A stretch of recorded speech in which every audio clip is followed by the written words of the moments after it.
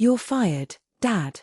The words landed with the cold precision of a judge's final verdict, and for a moment, the boardroom forgot how to breathe.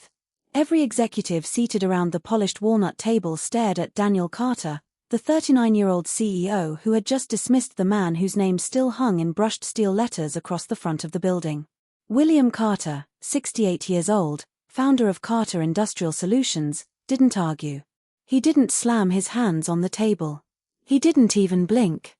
He simply looked at his son with quiet eyes that had weathered recessions, supply chain disasters, sleepless nights, and decades of impossible decisions. Outside the floor-to-ceiling windows, downtown Columbus shimmered beneath a bright Ohio morning, but inside that room, the air had turned heavy enough to stop every heartbeat. Daniel straightened his tailored navy suit before sliding a thin envelope across the table. "Your retirement package is generous," he said evenly. "The board agrees it's time for new leadership. Effective immediately, your employment is terminated." No one reached for a glass of water. No one shifted in their chair. Even the hum of the air conditioning suddenly seemed too loud. William lowered his eyes to the envelope without touching it.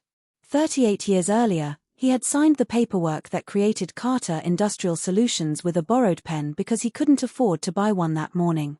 Now another signature waited in front of him, asking him to leave the company he had built from nothing. Daniel folded his hands together, convinced confidence sounded exactly like certainty. "The company needs innovation. We can't keep operating like it's 1994. A few board members exchanged uneasy glances, but none spoke. They all knew William had spent nearly 4 decades earning every major customer one handshake at a time. They also knew Daniel had inherited the corner office less than 2 years earlier. Silence stretched across the room until it almost became another person sitting at the table. Finally, William smiled, though it carried more sadness than surprise. "If that's your decision," he said softly, "then I hope you're ready for everything that comes with it." Daniel gave a polite nod, mistaking calm for surrender. "Security will deactivate your badge within the hour. Human resources will help collect your personal belongings." Several executives lowered their eyes. They had expected shouting. They had prepared for anger. Instead, they watched dignity walk quietly across the room. William picked up the envelope, slipped it beneath his arm, and slowly removed the employee badge he had worn for years. He placed it on the conference table with extraordinary care, as though returning something precious instead of something plastic. His fingertips lingered for only a second before he stepped away. He paused beside the glass wall overlooking the production floor below, where dozens of employees were already beginning another workday. Some of those men and women had started as teenagers. Some had watched William attend their weddings, celebrate the birth of their children, or visit them in hospitals when life became difficult. They didn't simply work for him. They trusted him. Without another word, William walked toward the boardroom doors. They opened with a quiet electronic click that somehow sounded louder than any argument could have. As he disappeared into the hallway, conversations still refused to begin. Daniel leaned back in his chair, believing he had just completed the hardest decision of his career. He didn't notice Sarah Mitchell, Director of Client Relations, staring at the closed door instead of the new CEO. She opened her notebook, hesitated, then silently crossed out the agenda for tomorrow morning's meeting with Hamilton Manufacturing, the company's biggest client for nearly 20 years. Underneath it, she wrote just 4 words before closing the notebook again. "They trust William. Not us." William Carter stepped into the hallway carrying nothing except the envelope tucked beneath his arm. The familiar corridor stretched ahead of him, lined with framed photographs that captured nearly 4 decades of the company he had built. There was the first delivery truck with faded blue paint parked outside a rented warehouse no larger than a 2-car garage. There was the groundbreaking ceremony for the current headquarters, where everyone had worn hard hats that seemed far too clean for people who spent their lives solving difficult problems. There was another photograph showing 20 employees standing together in matching work shirts, smiling because they had finally landed their first $1 million contract. William paused before each frame for only a heartbeat before continuing toward the elevator. Employees passing through the hallway smiled automatically, then noticed the envelope in his hand and the absence of his identification badge. Confusion spread quietly from one face to another, but no one wanted to ask the question they feared already had an answer. The elevator doors opened with a soft chime. Inside stood Maria Benson from accounting, who had worked beside William for 27 years.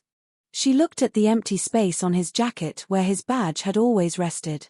Her expression shifted from cheerful to uncertain. "Everything all right, Mr. Carter?" she asked carefully. William offered the same calm smile he had given thousands of employees through the years. "Take good care of yourself, Maria," he replied. "And thank you for every late night you stayed to make payroll happen." She frowned, sensing the goodbye hidden inside those words, but before she could respond, the elevator reached the lobby. As William stepped out, memories surfaced one after another, not because he wanted them to, but because every corner of the building carried a story. He remembered walking into his first bank at 30 years old wearing a second-hand sport coat, asking for a loan that every banker except one refused to approve. He remembered mortgaging the family home because missing payroll had never been an option. He remembered driving through a snowstorm in an old pickup truck with replacement machine parts in the back because a customer needed production running before sunrise. There had been weeks when he worked more than 100 hours and still worried about every employee who depended on him to keep the lights on. None of those sacrifices had ever appeared on financial statements, yet somehow they had become the invisible foundation beneath every brick of the company headquarters. At the front reception desk, Emma Reynolds looked up from her computer and smiled instinctively. "Good afternoon, Mr. Carter." Then she noticed the envelope and the silence surrounding him. Her smile disappeared. "Are you heading out early today?" she asked. William rested his hand gently on the polished counter. "Looks like I am heading home a little earlier than expected." Emma laughed politely, waiting for him to explain the joke, but he simply wished her a wonderful afternoon and walked toward the revolving doors. Outside, the summer air felt warmer than he remembered. The American flag near the entrance moved gently in the breeze while employees crossed the parking lot carrying coffee cups and laptops, completely unaware that something irreversible had already happened upstairs. William stopped beside an old oak tree planted during the company's 10th anniversary celebration. He had insisted everyone from executives to warehouse workers help shovel dirt around its roots because he believed companies grew the same way trees did, slowly, patiently, and together.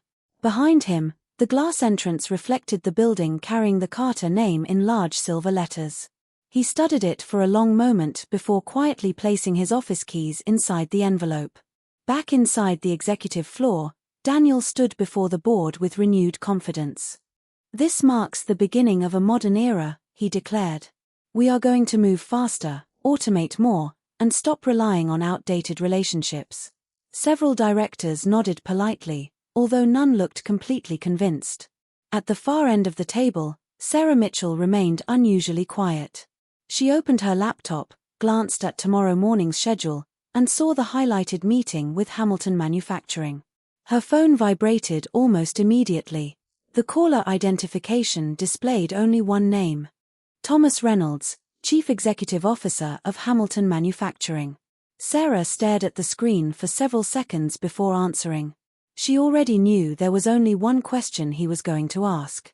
Sarah Mitchell answered the call before the second ring. "Good afternoon, Thomas." The familiar voice on the other end skipped every greeting. "Is William available?" he asked. Sarah looked through the glass wall toward Daniel, who was confidently presenting colorful charts filled with projected growth, cost reductions, and aggressive expansion plans. She closed her eyes for a brief second before answering honestly. "William is no longer with the company." Silence settled over the line. It lasted only a few seconds, but it felt much longer. Finally Thomas spoke again, slower this time. "What do you mean he is no longer with the company?" Sarah chose each word carefully. "The board approved a leadership decision this morning." Another pause followed. "I see," Thomas replied quietly. "Please tell Daniel I will see him tomorrow." The call ended without another sentence. Sarah stared at the dark phone screen, unable to shake the uneasy feeling settling in her stomach. Across the executive floor, Daniel concluded his presentation with a confident smile. "We have spent too many years doing business based on personal relationships," he announced. That era is over. From now on, clients stay because our systems are better, our technology is stronger, and our prices are more competitive. A few department heads exchanged cautious glances. None challenged him directly. Daniel interpreted their silence as agreement. He continued outlining his vision, speaking about automation, restructuring, and measurable efficiency. Every sentence sounded polished. Every projection looked impressive. Yet something invisible had already begun changing inside the building. News traveled faster than official announcements ever could. In the production department, employees quietly whispered near the assembly lines. Inside the shipping office, supervisors reread internal emails searching for confirmation that never came. In the break room, longtime employees stopped talking when younger workers entered. Nobody wanted to believe the founder had actually been dismissed. Nobody wanted to imagine what that meant for the future. Meanwhile, William drove home in the same dark blue pickup truck he had owned for nearly 12 years. The truck was clean but ordinary, much like the man behind the wheel. He passed neighborhoods where customers had once become lifelong friends. He passed the hardware store that had extended him credit during the company's earliest days. Every mile carried another memory, yet he refused to dwell on disappointment.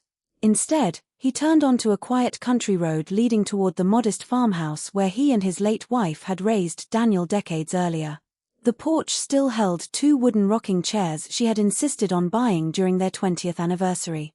William sat in one of them with a cup of black coffee, listening to nothing except the distant sound of birds and the gentle wind moving through old maple trees.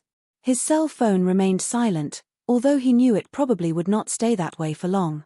Back at headquarters, Daniel gathered his executive team for another meeting. "Tomorrow is the Hamilton renewal," he said confidently. "Once that contract is signed, everyone will see this transition was the right move." One vice president cleared his throat. "Hamilton has worked with your father for almost 20 years. Daniel smiled as though correcting a simple misunderstanding. "They work with Carter Industrial Solutions. Companies do business with companies, not individuals." No one argued aloud, but Sarah quietly lowered her eyes to the conference table. She remembered dozens of meetings where William had remembered every customer's spouse, every retirement celebration, every child graduating from college.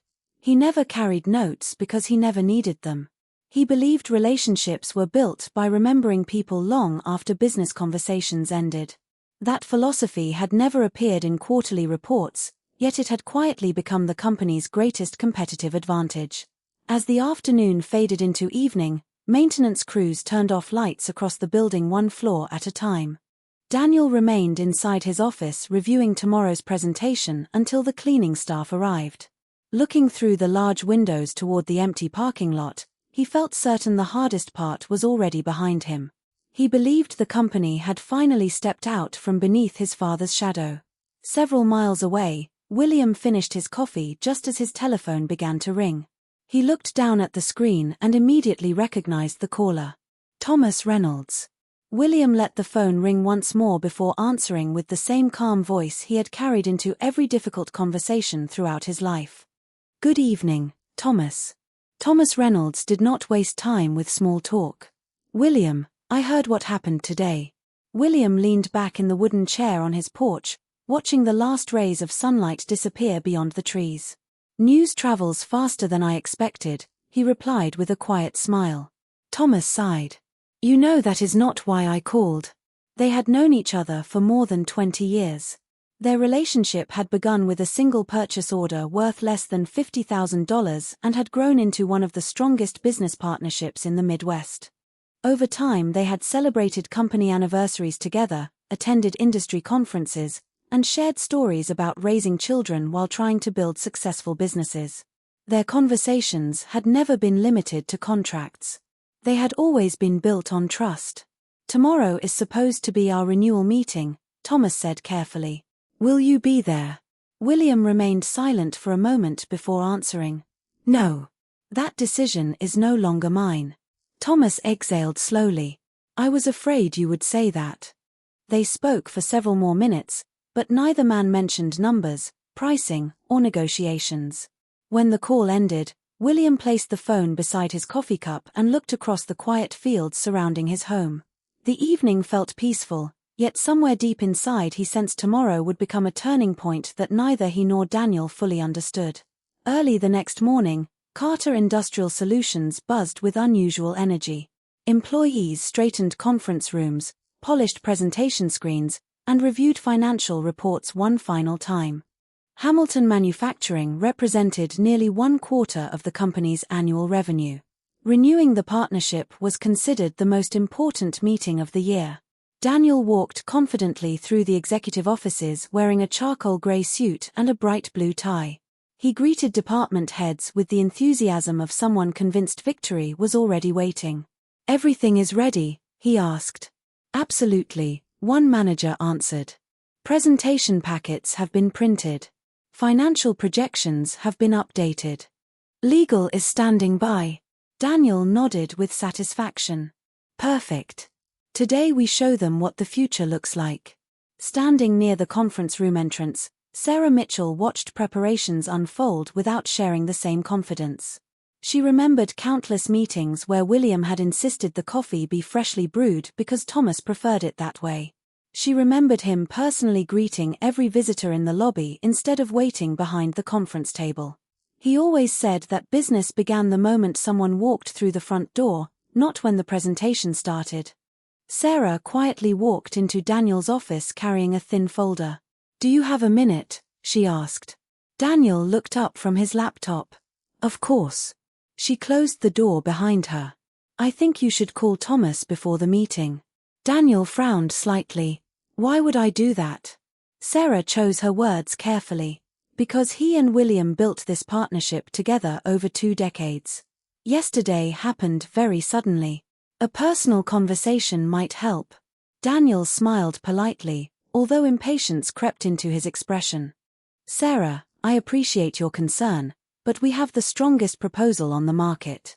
Hamilton would spend months trying to replace us. They are not walking away over one retirement." Sarah hesitated before correcting him. "It was not presented as a retirement." Daniel leaned back in his chair. "It will be by the end of today. People move on. Companies evolve." Sarah looked directly at him. "With respect, some relationships are not listed on balance sheets." Daniel folded his hands together. "That is exactly the kind of thinking we need to leave behind. This company cannot depend on one individual forever." Sarah realized there was nothing more she could say. She quietly gathered the folder and headed toward the door. Just before leaving, she stopped. "I hope you are right," she said softly. "I truly do." Minutes later, a black luxury sedan turned into the company parking lot, followed by 2 more vehicles. Employees near the reception windows watched the small convoy arrive. Daniel adjusted his jacket, straightened his tie, and walked confidently toward the lobby with several executives following behind. Through the glass entrance, Thomas Reynolds stepped out of the lead vehicle carrying a simple leather portfolio instead of the thick contract binder he usually brought to every renewal meeting. Sarah noticed it immediately, and for the first time that morning, an uneasy silence settled over the entire lobby. Thomas Reynolds stepped through the front doors with the calm confidence of a man who had spent decades making decisions worth millions of dollars. He shook hands politely with the executives waiting beside Daniel, but his eyes quietly searched the lobby for someone who was not there. "Good morning," Daniel said warmly. "We appreciate you making the trip." Thomas returned the greeting with a courteous smile. "Thank you for having us." His voice remained professional, yet Sarah noticed that he had still not asked a single question about production capacity, pricing, or expansion plans. Instead, his attention drifted once more across the lobby before the group walked toward the executive conference room. Inside, everything looked flawless. Fresh coffee filled the air. Financial reports were arranged with perfect symmetry. A large presentation screen displayed projected growth over the next 5 years. Daniel stood at the head of the polished conference table with the confidence of someone expecting applause before the performance even began. "We are excited to show you the future of Carter Industrial Solutions," he began. Thomas placed his leather portfolio on the table but made no effort to open it. His colleagues quietly took their seats without speaking. Sarah recognized several familiar faces from Hamilton Manufacturing. Every one of them had worked with William for years. None appeared relaxed. Daniel launched into a polished presentation about automation, efficiency, artificial intelligence-driven forecasting, and streamlined operations. The charts were impressive. The numbers were carefully prepared. Every slide demonstrated measurable improvements. 20 minutes passed before Thomas raised his hand. Daniel stopped speaking immediately. "Any questions?" he asked confidently. Thomas folded his hands together. "Only one." The room became perfectly still. "Where is William?" The question floated through the conference room with remarkable simplicity, yet every executive immediately understood its weight. Daniel answered without hesitation. "My father is no longer involved with daily operations. I am fully responsible for the company now." Thomas remained silent. Daniel continued. "We have entered a new chapter. I assure you nothing will affect the quality of our partnership." Thomas looked directly at him. "Did he retire?" Sarah lowered her eyes toward the table. Daniel paused for the first time that morning. The board decided leadership needed to move in a different direction. Another silence settled over the room. This one felt heavier than the last. Thomas slowly nodded as though a question he had carried since yesterday had finally been answered. He glanced toward the other Hamilton executives. None of them appeared surprised. Instead, several quietly exchanged knowing looks. Sarah suddenly remembered another meeting nearly 18 years earlier. Carter Industrial Solutions had missed a shipment because a tornado had closed major highways across Ohio. William had personally rented 2 trucks, driven through the night with his own employees, and delivered every component before sunrise. He never charged Hamilton another dollar for the emergency transportation. "Keeping your word costs money sometimes," William had told Sarah afterward. "But breaking your word always costs more." That story had spread throughout Hamilton Manufacturing and become part of the reason they trusted Carter Industrial Solutions even when competitors offered lower prices. Back in the present, Thomas reached for his leather portfolio. Daniel smiled slightly, believing the contract was finally about to appear. Instead, Thomas quietly closed the portfolio, leaving every document inside untouched. He stood slowly from his chair. Every Hamilton executive followed him without hesitation. Chairs slid backward across the polished floor almost in perfect unison. Daniel looked around the room in confusion. "Is something wrong?" Thomas met his eyes with calm disappointment rather than anger. "There is one thing you still do not understand." Daniel frowned. "What do you mean?" Thomas rested one hand lightly on the conference table. "For 20 years we did not renew contracts because William had the lowest prices. We renewed because every promise he made became reality. We trusted the man before we trusted the company." The room fell completely silent. Even the quiet hum of the projector suddenly seemed too loud. Sarah felt her heart sink because she already knew what was coming next, and nothing inside the presentation, the financial projections, or the polished conference room could stop it. Daniel remained standing as though refusing to believe what he had just heard. "Thomas, I think there has been a misunderstanding," he said, forcing a confident smile back onto his face. "Everything William built is still here. The facilities are the same. The engineering team is the same. The quality standards have not changed." Thomas listened without interrupting. When Daniel finished, he slowly shook his head. "You are right about one thing," he replied calmly. "The buildings are still here. The machines are still here. The employees are still here. But the person who taught every one of them what this company stood for is gone." No one moved. No one reached for the untouched coffee cups. The conference room felt smaller with every passing second. Daniel glanced toward the financial charts glowing on the large screen behind him as though another graph might somehow repair what was unfolding. "We can discuss pricing," he offered quickly. "If cost is the issue, we are prepared to be flexible." Thomas gave a faint smile filled with disappointment rather than satisfaction. This was never about pricing. He picked up his leather portfolio and held it beneath his arm. "Do you remember the flood 12 years ago?" Daniel searched his memory but said nothing. Thomas continued.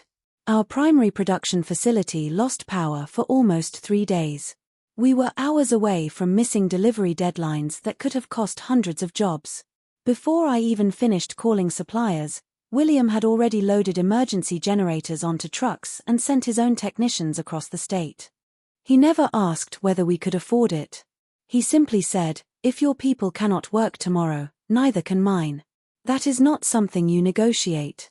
That is something you earn." Several Carter executives quietly lowered their heads. Sarah remembered that week vividly. William had slept less than 6 hours over 3 days while coordinating repairs for another company instead of focusing on his own. He had always believed that helping customers succeed guaranteed everyone succeeded together. Thomas looked around the conference room one final time. "We have received lower bids every year from your competitors," he said. "Some were significantly cheaper. We stayed because we trusted William Carter's word more than any discount." Daniel took one step forward. "Trust can be rebuilt." Thomas nodded slowly. "Yes, it can.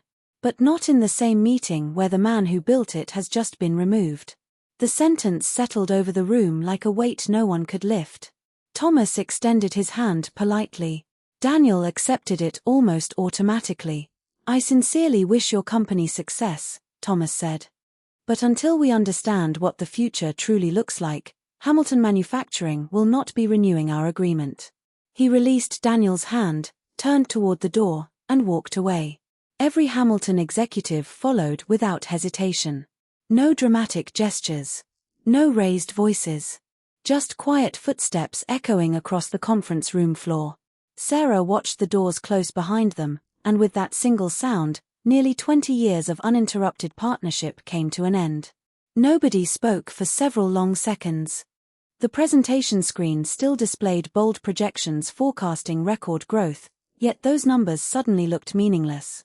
One board member removed his reading glasses and rubbed his forehead. Another slowly closed the printed financial packet without reading another page. Daniel stood motionless, staring at the empty chairs Hamilton's team had occupied only moments earlier. For the first time since taking over as chief executive officer, uncertainty crossed his face. Sarah carefully gathered the untouched contracts from the table. She paused beside Daniel before speaking softly. "I tried to tell you yesterday."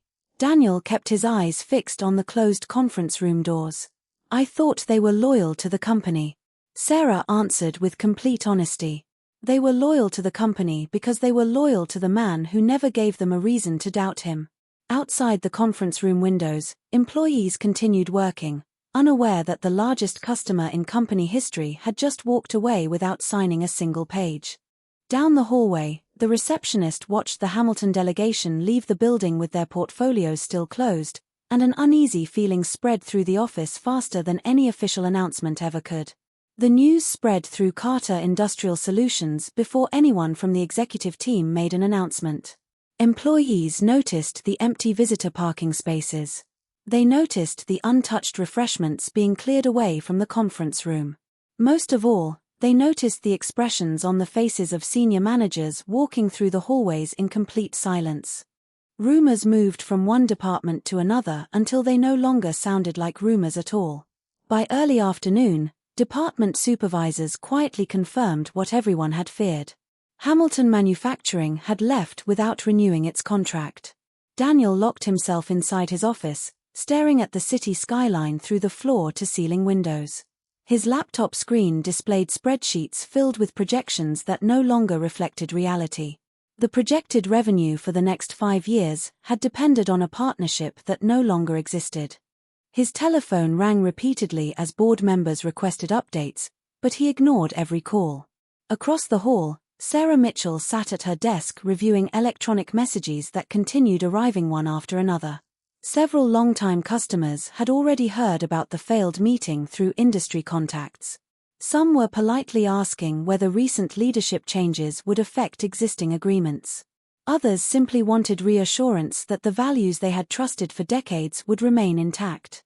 Sarah answered each message as carefully as she could, but every response felt incomplete because she no longer knew the answer herself.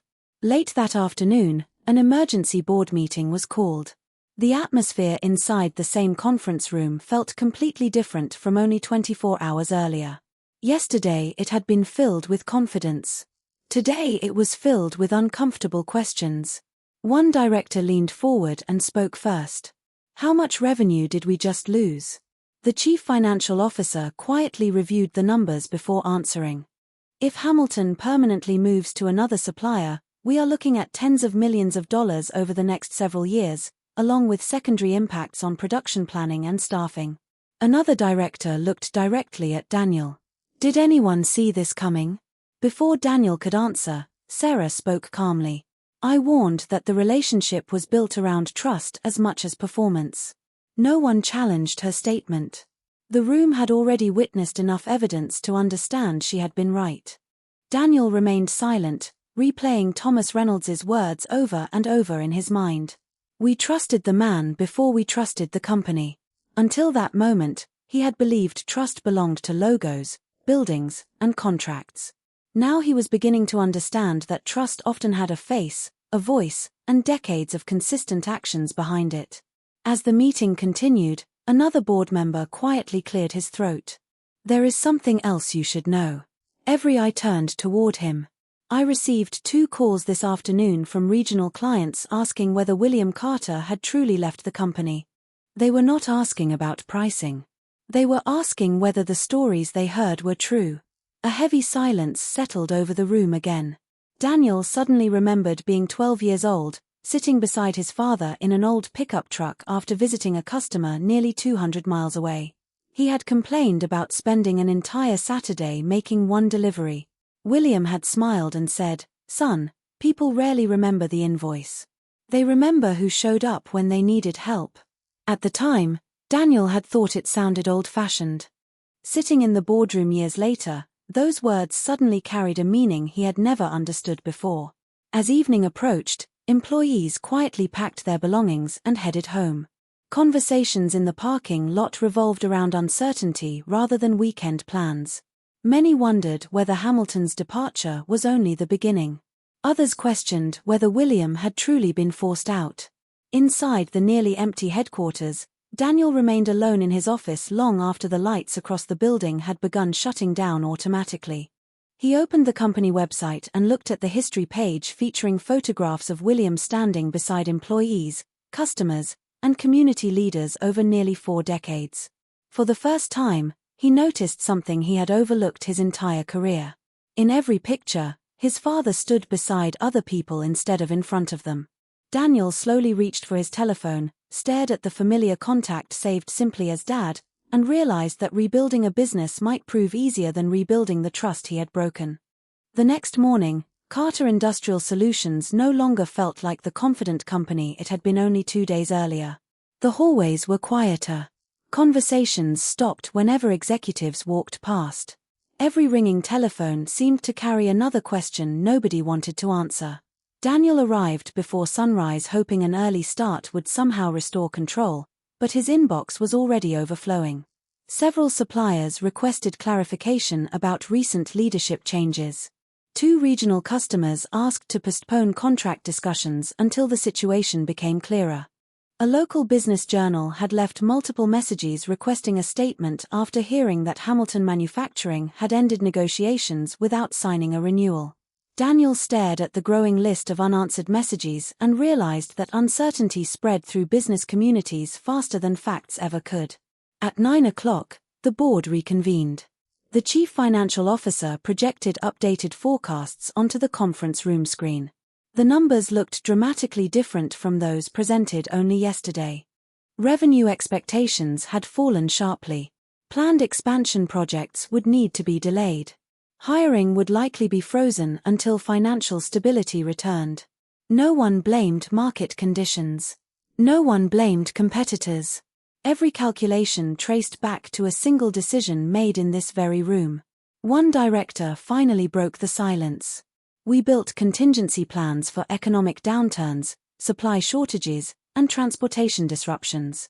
We never planned for losing trust." Another director slowly nodded. "Because nobody thought we would choose to give it away ourselves." Daniel listened without defending himself. For the first time since becoming chief executive officer, he understood that leadership meant accepting the full weight of consequences instead of explaining them away.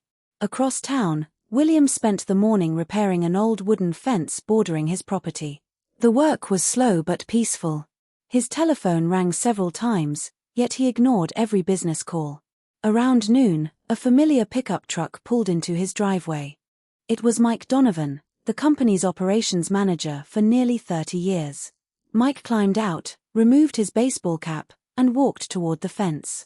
"Thought I might find you working," he said with a small smile. William leaned against the fence post. "Keeps my hands busy." Mike looked down for a moment before speaking again. "The place feels different without you." William answered honestly, "It was always supposed to feel different someday. Just not like this." Mike quietly shared what had happened since William's departure. Employees were worried. Managers were uncertain. People who had spent decades believing they worked for a family now felt as though something important had disappeared overnight. William listened without interrupting. When Mike finished, he simply said, "Take care of the people first. Businesses can recover from financial losses. It is much harder to recover after people lose hope." Back at headquarters, Sarah received another unexpected call from Thomas Reynolds. "I wanted you to know something," he said. "Our board met this morning." Sarah held her breath. "What did they decide?" Thomas answered without hesitation. "We are not looking for another supplier immediately." She looked surprised. "You are not?" Thomas replied, "No. We are waiting. We still believe in the company William built. We simply need to know whether those values still exist." Sarah thanked him before ending the call, but those words stayed with her long afterward. It was not the equipment clients were measuring. It was character. Late that afternoon, Daniel stood alone inside the company lobby. He looked up at the large steel letters spelling Carter Industrial Solutions, then turned toward the framed photograph of the company's opening day hanging on the wall. In the picture, a much younger William stood beside only 6 employees, all smiling with the pride of people who had built something together instead of alone. Daniel studied every face before quietly whispering to himself, "I inherited the company, but I never earned what mattered most." He pulled out his telephone once again and opened his father's contact. This time he did not hesitate. His thumb pressed the call button as the evening sun cast long shadows across the empty lobby, and with every ring, Daniel understood that he was no longer calling as a chief executive officer trying to save a contract. He was calling as a son hoping it was not too late to begin repairing something far more valuable than business. The telephone rang 3 times before William answered. "Hello, Daniel." His voice carried the same calm steadiness it always had, as though the events of the past 2 days had not changed the way he spoke. Daniel stood alone in the silent company lobby, surrounded by polished floors and framed memories that suddenly felt heavier than ever before. For several seconds he could not find the words he had rehearsed. Finally he spoke. "Dad, I was wrong." The sentence was simple, but it weighed more than every speech he had delivered as chief executive officer. William remained quiet, allowing the silence to do what arguments never could. Hamilton walked away. Daniel continued. "The board is panicking. Employees are scared. I thought I inherited everything that mattered when I took this office. I was wrong." William looked across the fields stretching beyond his porch.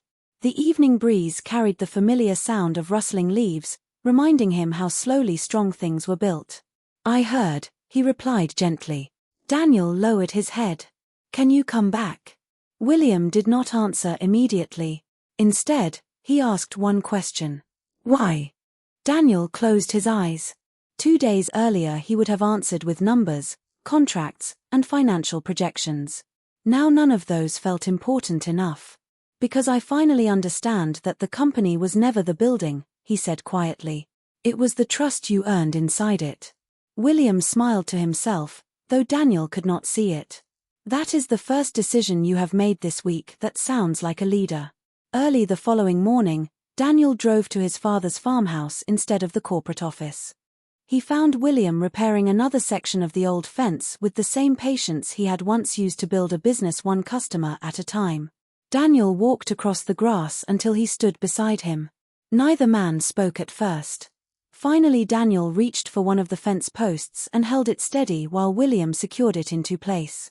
They worked together for several quiet minutes before Daniel broke the silence. "I am not here to ask you to run the company again." William looked up with quiet curiosity. "No." Daniel shook his head.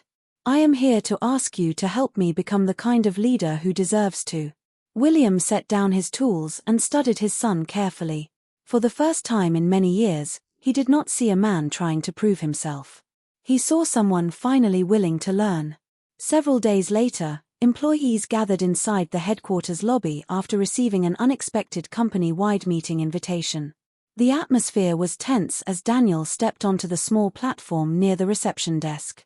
Beside him stood William, not wearing an executive badge, not sitting in the chief executive officer's chair, but simply standing where every employee could see him. Daniel looked across the crowd before speaking. "Last week I believed authority came from a title. I believed experience could be replaced by confidence and relationships could be replaced by strategy. I was wrong." The room remained completely silent. "My father is not returning as chief executive officer," Daniel continued. "That responsibility remains mine. But beginning today, he has agreed to serve as senior advisor because there are lessons no business school can teach and no spreadsheet can measure." Applause slowly spread through the lobby until it filled the entire building. William stepped forward only after the room became quiet again. "Thank you," he said. "But remember something. Companies do not succeed because one person is extraordinary. They succeed because ordinary people keep extraordinary promises every single day."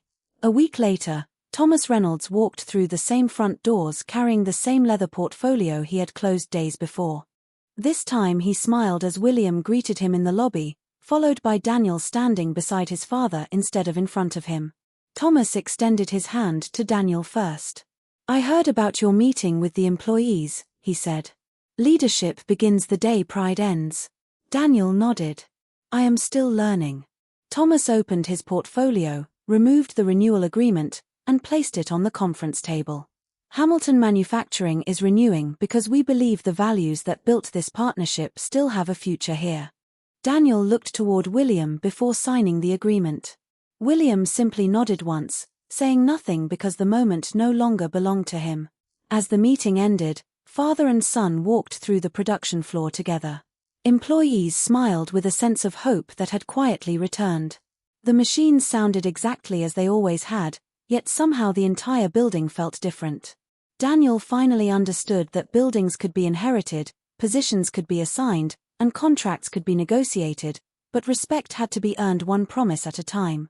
William rested a hand lightly on his son's shoulder and spoke the words that would remain with him for the rest of his life. "Businesses survive because of trust. Families survive because of forgiveness. Lose either one, and rebuilding always takes longer than building."